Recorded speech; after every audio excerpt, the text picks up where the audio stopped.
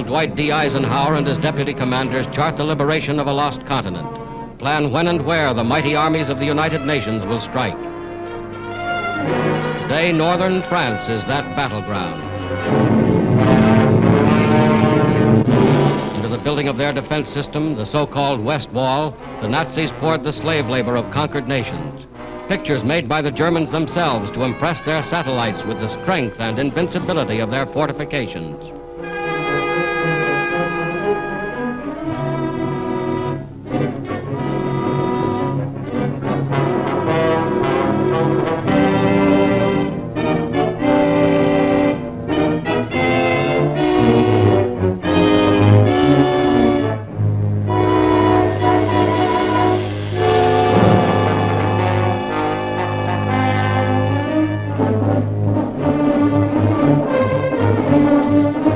Within steel and concrete emplacements, 4 years in the making, the Germans have amassed every known weapon of defense.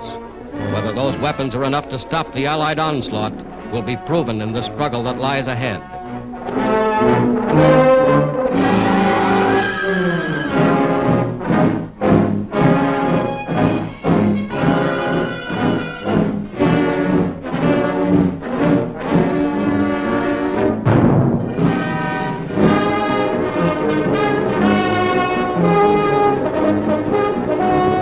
Here is the other side of the channel, Britain, an armed camp bristling with tanks and trucks and guns from the United States and Canada. Here is the fruition of 4 years of planning and production. Here is a glimpse of England as the Allied armies awaited D-Day.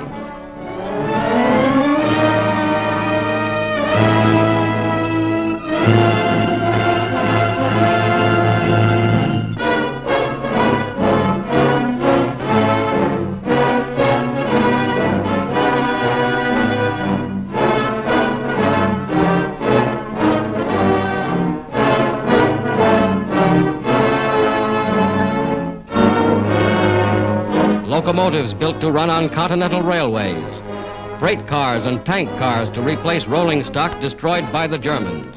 All this and more is included in the gigantic preparation for invasion.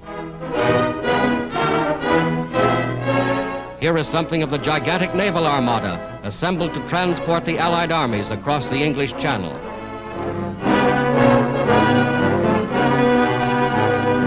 Here is something of the ingenuity of Allied engineers. Assault boats and invasion barges launched directly from the decks of the ships that brought them to England.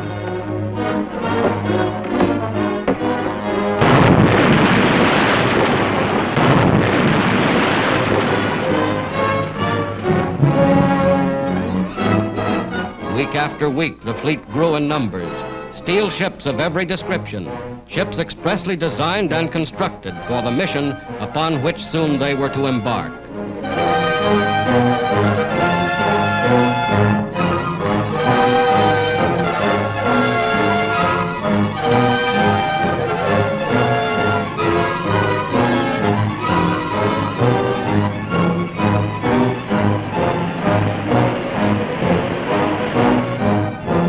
Nothing was left to chance. Every loading operation was rehearsed and timed in advance. Every soldier knew his station. Every man knew just where he was to fit into the gigantic pattern. Daily they boarded their ships. For all they knew, they were bound for France or Belgium or wherever their commanders had decided to strike. Every jeep, every tank, every piece of mobile equipment was assigned its place in the grand strategy of attack.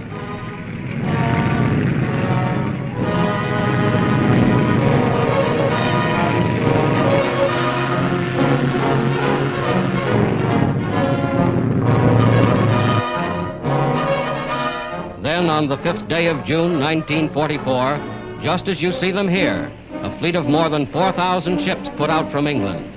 This was D-Day, 4th anniversary of the Battle of Dunkirk, and the Allied armies were striking back.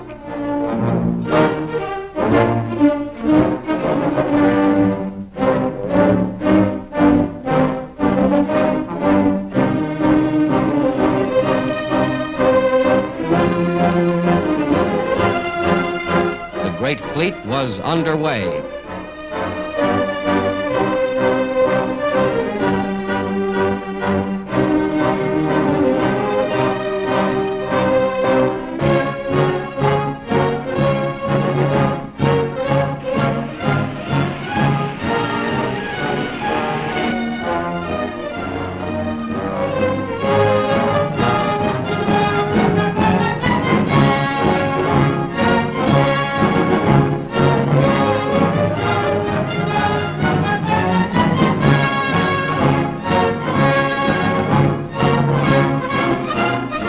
morning of June 6th, this was the battleground.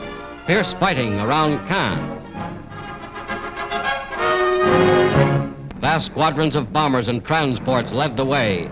More than 11,000 planes spearheading the attack. Paratroopers landed in Normandy behind the coastal defenses. Landings made with timing and precision, perfected only through scores of rehearsals like this.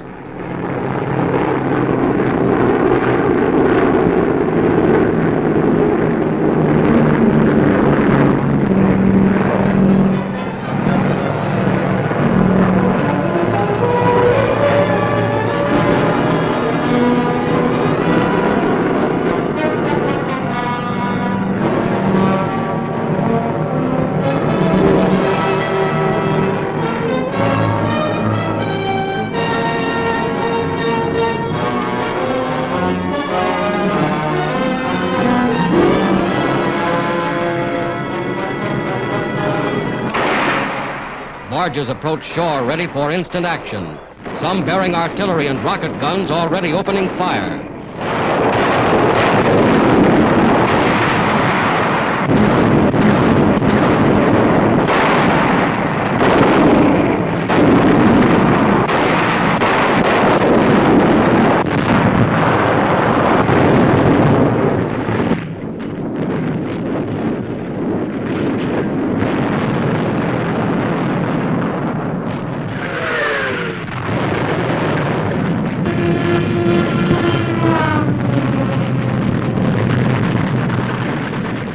Today, just as in these scenes, the armies of the United Nations have made their first landings on the soil of Western Europe.